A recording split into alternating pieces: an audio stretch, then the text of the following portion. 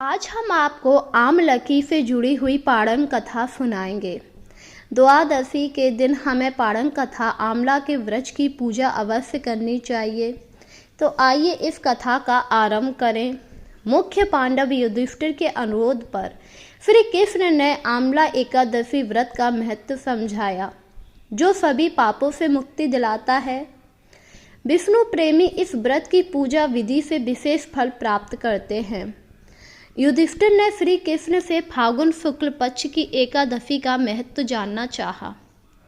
श्री कृष्ण ने राजा महातंत और वशिष्ठ के संवाद के रूप में ये कथा सुनाई। इस एकादशी का नाम आमलकी यानी आमला एकादशी है, जो विष्णु लोक की प्राप्ति कराती है। इसे रंग भरी एकादशी भी कहा जाता है, क्योंकि होली से 4 दिन पहले ये एकादशी आती है। माधांत ने वशिष्ठ से आमलकी वृक्ष की उत्पत्ति के बारे में पूछा। उन्होंने कहा, हे वशिष्ठ जी, कृपया करके बताइए कि आमला के वृक्ष की उत्पत्ति कैसे हुई थी। जिस पर वशिष्ठ जी मुस्कुराए और उन्होंने कहा, भगवान विष्णु के मुख से एक चंद्रमा के समान कांतिमान बिंदु पृथ्वी पर गिरा। इस बिंदु से आमलकी वृक्ष यानी कि आमला वृक्ष की उत्पत्ति हुई। ये सभी वृक्षों का मूल है और पापों का नाश करता है। इसी समय ब्रह्मा जी उत्पन्न हुए और उन्होंने सभी प्रजातियों की रचना की। देवता और ऋषि जब आमला वृक्ष के पास पहुंचे तो उन्हें काफी ज्यादा आश्चर्य हुआ, क्योंकि वह इस वृक्ष को पहचान नहीं पा रहे थे। तभी आकाशवाणी हुई कि यह आमला का वृक्ष यानी कि आमलकी वृक्ष विष्णु भगवान को अति प्रिय है। इसके स्मरण करने से आपको गोदान का फल मिलता है। स्पर्श से दुगना और फल खाने से तिगुना पुण्य प्राप्त होता है।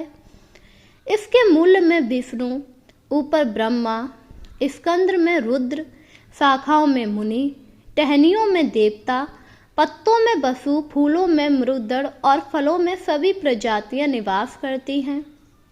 यह वृक्ष सर्वदेव और विष्णु भगवान के लिए पूजनीय है।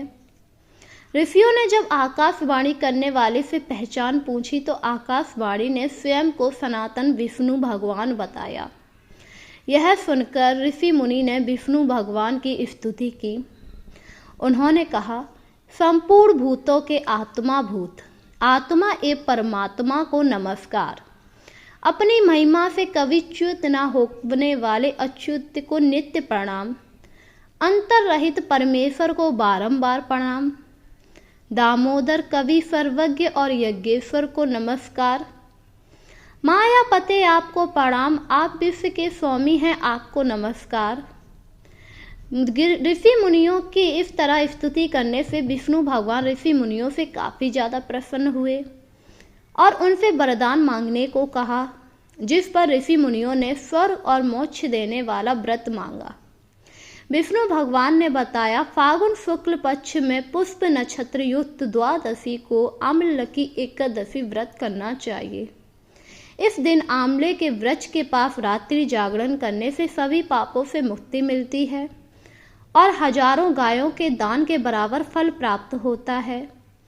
ऋषि मुनियों ने व्रत की विधि पूछी, क्योंकि उन्हें व्रत की विधि पता नहीं थी।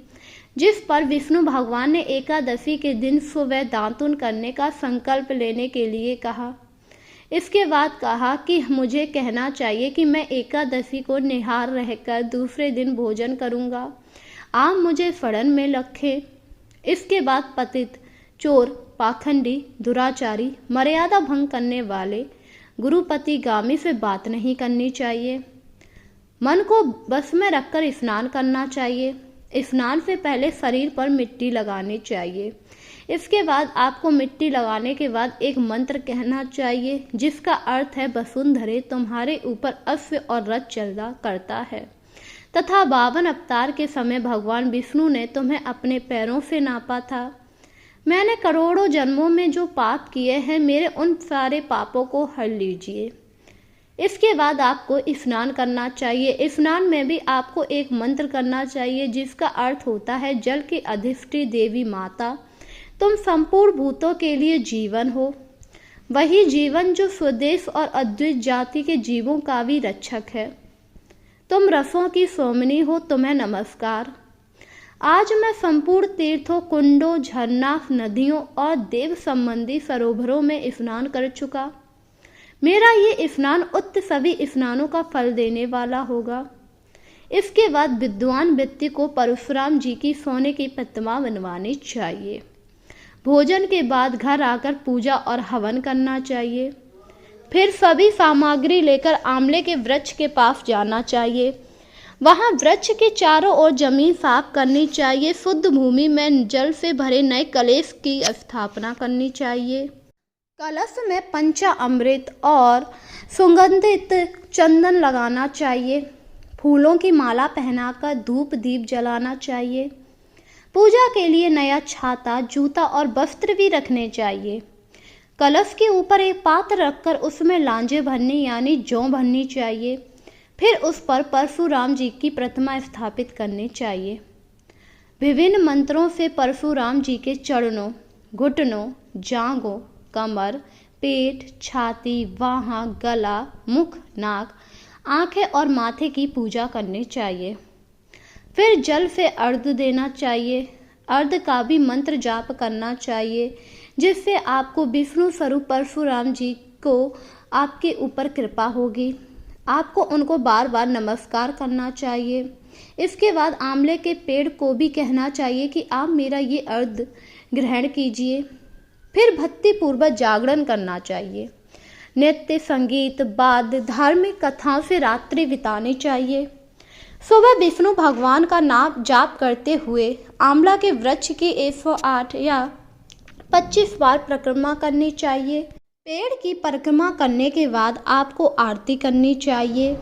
फिर ब्राह्मणों को भोजन कराना चाहिए और सभी सामग्री को दान कर देना चाहिए।